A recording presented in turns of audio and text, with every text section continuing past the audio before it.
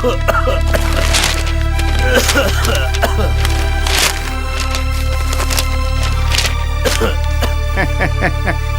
గురూజీ, ఈ పేపర్లన్నీ ముందేసి కూర్చున్నారేంటి? ఏం చెప్పమంటారు లాయర్ గారు? రాత్రి నుండి ఈ పని మొదలు పెట్టాను, ఇంకా పూర్తి కాలేదు. జనవరి 6 నుండి 14 వరకు ఉన్న పేపర్లు మిగిలినవి ఈ పేపర్లో వివరంగా రాసి ఉన్నాయి. చంద్రగిరి విప్లవం గురించి రాసిన పేపర్లు, జనరల్స్, మాసపత్రికలు అన్నీ ఇక్కడ ఉన్నాయి. ఈ వయసు మళ్ళిన కాలంలో నాకు ఈ పనేంటి?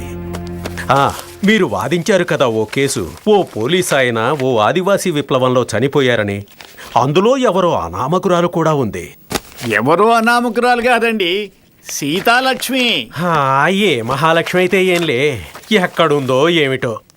ఇప్పుడు ఈ వయసులో నాకింత పని పెట్టింది. అక్షరాలు నేర్పే తల్లి కదా.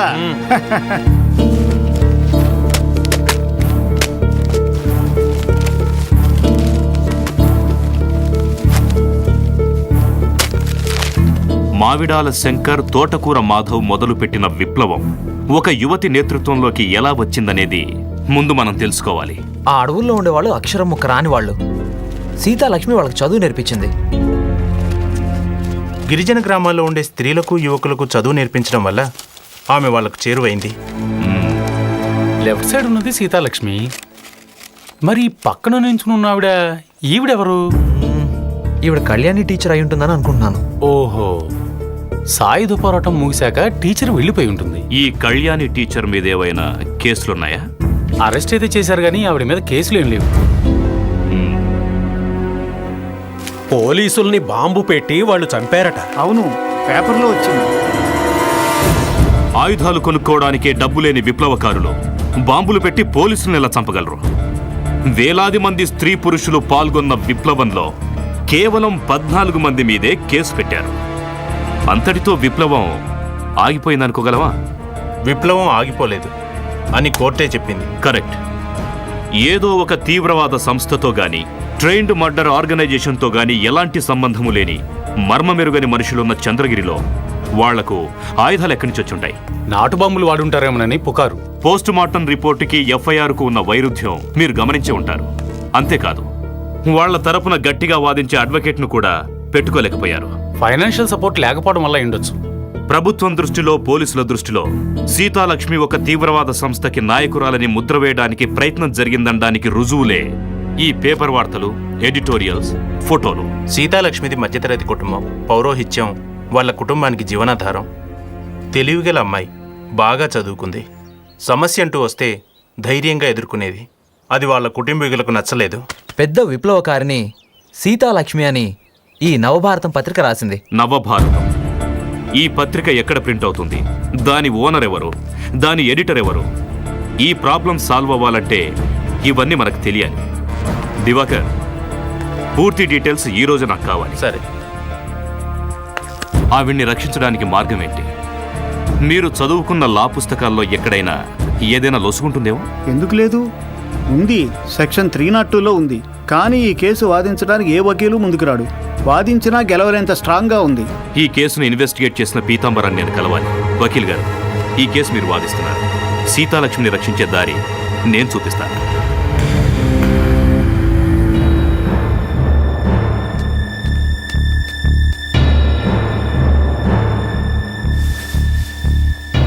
నన్నెందుకు విడుదల చేయించారు? ఈ సహాయానికి మీకు నా థ్యాంక్స్. బట్ నా నుంచి మీరేదైనా ఆశించి చేస్తే అది మర్చిపోండి. మనసులో ఏదో పెట్టుకొని సహాయం చేసేవాళ్ళంటే నాకు అసహ్యం అని మీరు తెలుసుకోండి. అంతేకాకుండా మీ దారి వేరు, నా దారి వేరు. మీ దారి లక్ష్యం ఏంటని నేను అడగలేదు. ఎక్కడికి వెళ్ళాలో చెప్తే తీసుకెళ్తాను. వద్దు, నేనొక్కదాన్నే వెళ్ళగలను.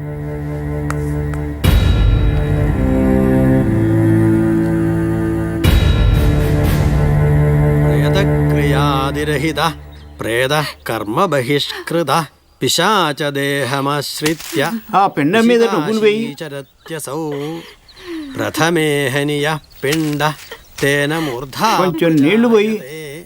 చక్షుశ్రోత్రే నాసికాజ. పవిత్రం పెట్టుకున్న చేత్తో ముక్కు పట్టుకుని తల దిప్పి చేతిని ప్రక్షాళన చేసి తృతీయే పేరు సీతాలక్ష్మి కదూ? అవును. పేరు, నక్షత్రం, తను చనిపోయిన తిథి చెప్పండి. షష్ఠే మర్మాణి తను ఖచ్చితంగా తిరిగి వస్తుంది. అపవిత్రమైన పిల్ల తను ఇక్కడికి వచ్చిందంటే మన కులానికే అవమానం. తనని మీ మనసులో నుంచి తీసిపారేయండి. చచ్చిపోయింది అనుకోండి. నా బిడ్డ బ్రతికుండగానే నీకు కొడుకున్నాడు కదా, ఇక అన్నీ అతనే అనుకో. వాళ్ళ అన్నయ్య ఓ నిర్ణయానికి వచ్చి పిండం పెడుతున్నాడు కదా. ప్రేతక్రియాదిరహిత ప్రేత కర్మ బహిష్కృత పిశాచ దేహమాశ్రిత్య నిశితాశీచరత్యసౌ ప్రథమే హనియ పిండ తేన మూర్ధా ప్రజాయతే.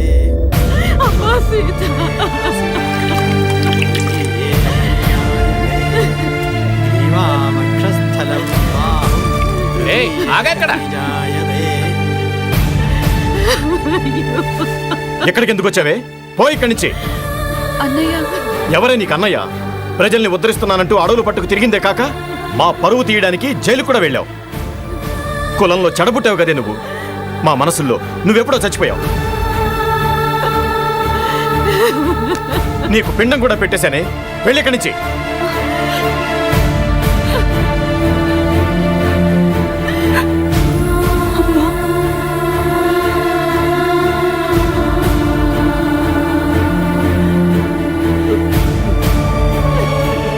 ఇది మీ అన్నయ్య నిర్ణయించింది కాదు, ఈ అగ్రహారం వాళ్ళు నిర్ణయించింది. ఆ సిగ్గులేని దాంతో మీకు ఇంకా ఏమిటండి మాటలు? మెడబెట్టి గెంటేయక పోవే భ్రష్టురాలా. మీద చెయ్యొద్దు. మీదొక ఆచారం. ఇంకా ఈ ఆచార శ్లేష్మంలో పడి కొట్టుకు చేస్తున్న ఈగలు మీరంతా. ఎప్పుడైనా మనుషుల గురించి, సమాజం గురించి ఆలోచించారా మీలో ఎవరైనా? బతికుండగానే పిండం పెట్టారు. బ్రాహ్మణ స్త్రీనైనా బానిసను కాదు, సీతాలక్ష్మిని.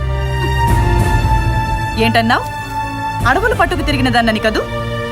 అవును, ఆ అడవుల్లోనూ గిరిజనుల్లోనూ పొట్టకూటికి పోరాడే వాళ్లలోనూ దొరికే స్నేహం, వాత్సల్యం, అనురాగం, ఆప్యాయత బూజు పట్టిన ఈ 4 గోడల మధ్య లేవు. మనుషుల వేదనను అర్థం చేసుకునేవాడే బ్రాహ్మణుడు, అంతేకాని నూలు పోగులు వేసుకున్నవాళ్ళు కాదు. మాకే నీతో చెప్తున్నావా? రెచ్చిపోవద్దు. పోరుబాటలో ఎందరినో అడ్డుకున్న చెయ్యిది. యుద్ధరంగంలో నీకంటే ఎందరో మునగాళ్ళని చూశాను. ఊళ్ళో వాళ్ళు ఎలా పోతే మాకేంటి అనుకునే మీకు, మీ ఆచారాలకు సెలవు. అమ్మను వదిలిపెట్టి వెళ్ళద్దు సీత. నా మాట విని తల్లి. అయ్యో అమ్మ సీత, అయ్యో.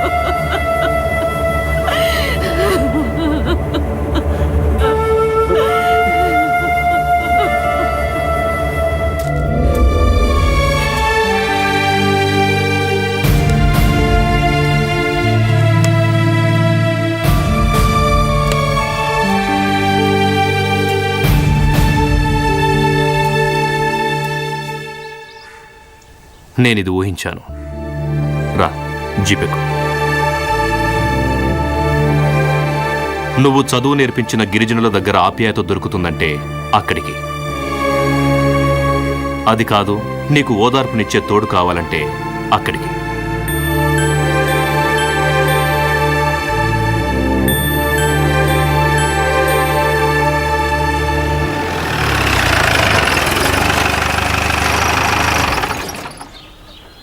ఇది మా ఇల్లు. నీకు ఓదార్పు ఇక్కడ లభిస్తుంది.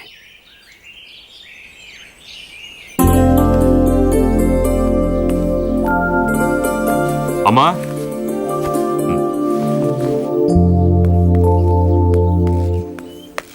సీతాలక్ష్మి అనుకోని పరిస్థితుల్లో ఇక్కడికి తీసుకురావాల్సి వచ్చింది. మంచి పని చేశావు. వీళ్ళంతా నా సహోదరులు, సహాయకులు. అమ్మా, అతిథిని తీసుకొచ్చాను. అమ్మాయి చూడ్డానికి లక్షణంగా ఉంది. ఎవరి అమ్మాయి? అదంతా తర్వాత చెప్తాను. ముందు సీతాలక్ష్మిని లోపలికి తీసుకెళ్ళు. లోపలికి రా